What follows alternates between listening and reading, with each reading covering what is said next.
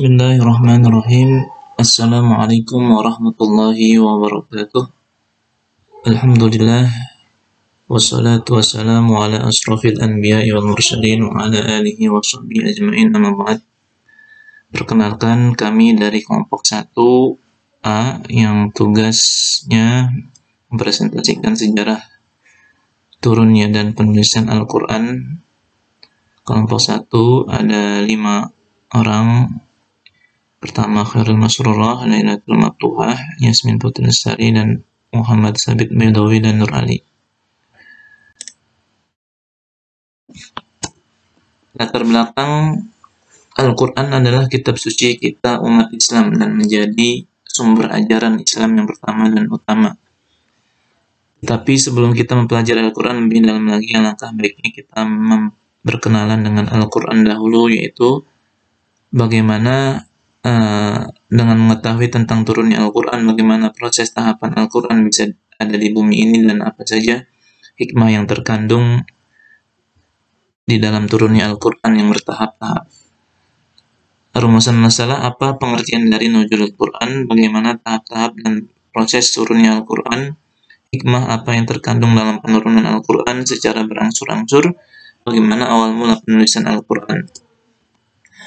Secara etimologis, Al-Quran atau nuzul Al-Quran terdapat dua kata, yaitu kata nuzul dan Al-Quran. Pada dasarnya, nuzul itu mempunyai arti turunnya suatu benda dari tempat yang tinggi ke tempat yang rendah, sedangkan Al-Quran yaitu firman Allah yang telah diturunkan melalui malaikat Jibril kepada Nabi Muhammad SAW, dan membacanya adalah ibadah. Kata nuzul memiliki beberapa pengertian. Menurut Ibnu Faris, kata nuzul berarti hubus saywaku'uh, turun dan jatuhnya sesuatu. Sedangkan menurut Al-Radib Al-Isfahani, kata nuzul berarti al-hubutu min uluki ila saflin, meluncur atau turun dari atas ke bawah. Kata nuzul menurut Az-Zarqani diungkapkan dalam penuturannya yang lain untuk pengertian berpindahannya sesuatu dari atas ke bawah. Nah, ini ada tahap-tahap proses turunnya Al-Quran. Yang pertama, ada dua pendapat. Pendapat pertama bahwa Al-Quran diturunkan sekaligus. Pandangan ini berdasarkan dari dalil. Yang pertama, dari surah Al-Qadar ayat 1, sesungguhnya kami telah menurunkannya Al-Quran pada malam Lailatul Qadar. Kedua, sesungguhnya kami telah menurunkan Al-Quran pada suatu malam yang diberkahi. Kemudian yang pendapat kedua melihat bahwa pendapat pertama ini bertentangan dengan kenyataan historis yang menunjukkan bahwa Al-Quran diturunkan selama kurang lebih 23 tahun. Oleh karenanya, mayoritas ulama berpendapat bahwa dua ayat tersebut menjelaskan awal mula turunnya Al-Quran secara keseluruhan di bulan Ramadan ke Lauhil Mahfuz. Kemudian Jibril alaihissalam menurunkan Al-Quran kepada Nabi SAW sesuai kejadian dan peristiwa selama kurang lebih dari 23 tahun. Nah, tahap-tahap turunnya Al-Quran ada 3. Yang pertama, tahap pertama Al-Quran diturunkan. Ini menyambungkan ke pendapat yang kedua, yang tadi. Diturunkannya Al-Quran ditempatkannya di Lauhil Mahfuz, yakni suatu tempat di mana manusia tidak bisa mengetahuinya secara pasti. Hal ini sebagaimana diisyaratkan dalam Quran surat Al-Buruj. Artinya bahkan yang didustakan mereka itu ialah Al-Quran yang mulia yang tersimpan dalam Lauhul Mahfuz. Yang kedua, Al-Quran tahap kedua diturunkan dari Lauhil Mahfuz ke Baitul Izzah di sama al-dunya, langit dunia. Yakni setelah Al-Quran berada di Lauhil Mahfuz, kitab Al-Quran itu turun ke Baitul Izzah di langit dunia atau langit terdekat dengan bumi ini. Banyak bicara maupun penjelasannya dari ayat-ayat Al-Quran maupun hadis Nabi, antara lain sebagai berikut. Surat Ad-Dukhan yang artinya Hamim, demi kitab Al-Quran yang menjelaskan sesungguhnya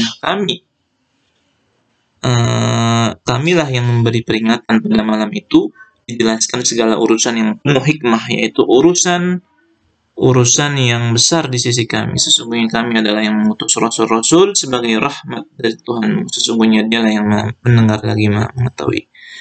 Kemudian yang tahap ketiga, tahap ketiga ini Al-Quran turun dari Baitul Izzah di langit dunia langsung kepada Nabi Muhammad secara berangsur melalui malaikat Jibril. Nah, setelah wahyu kitab Al-Quran itu pertama kali yang ditempatkan di Lauhil Mahfuz, lalu kedua yang diturunkan ke Baitul Izzah di langit dunia.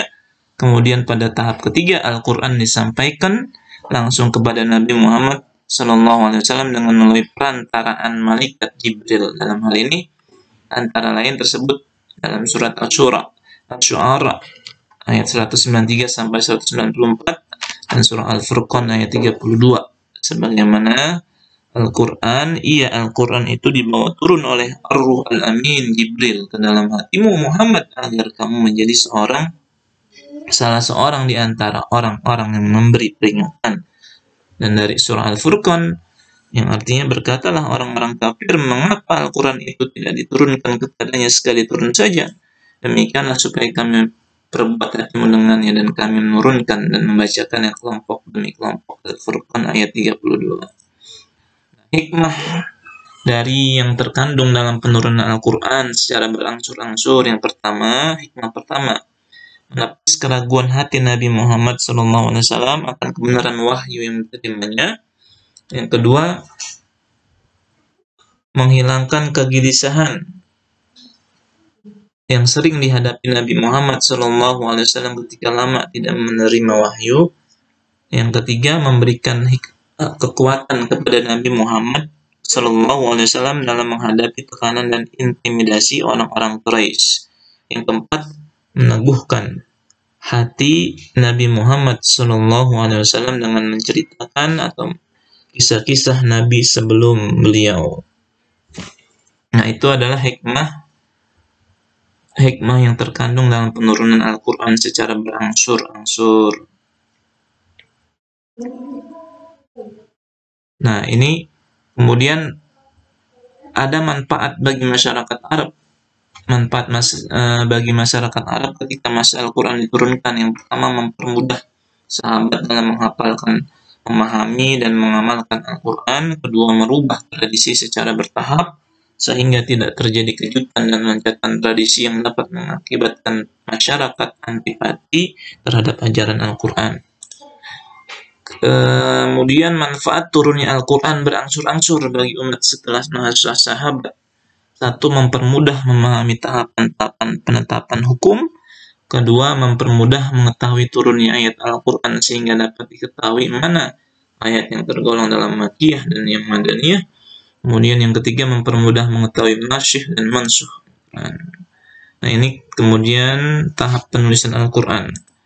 Penulisan Al-Quran ini telah dimulai pada zaman Rasulullah SAW, namun Al-Quran lebih banyak dihafalkan daripada ditulis karena kemampuan menghafal para sahabat radhiyallahu anhum sangat kuat dan cepat, dan jumlah penghafal sangat banyak.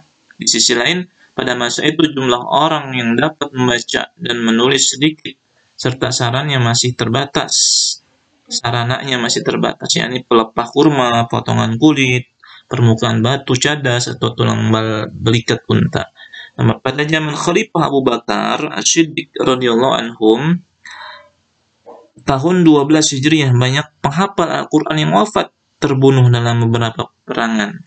Maka Abu Bakar radhiyallahu anhu memerintahkan para sahabat untuk mengumpulkan Al-Quran agar tidak hilang. Sebuah riwayat menyebutkan bahwa Umar ibn Khattab radhiyallahu anhu mengemukakan gagasan untuk menulis Al-Quran kepada Abu Bakar radhiyallahu anhu setelah selesainya perang Yamamah.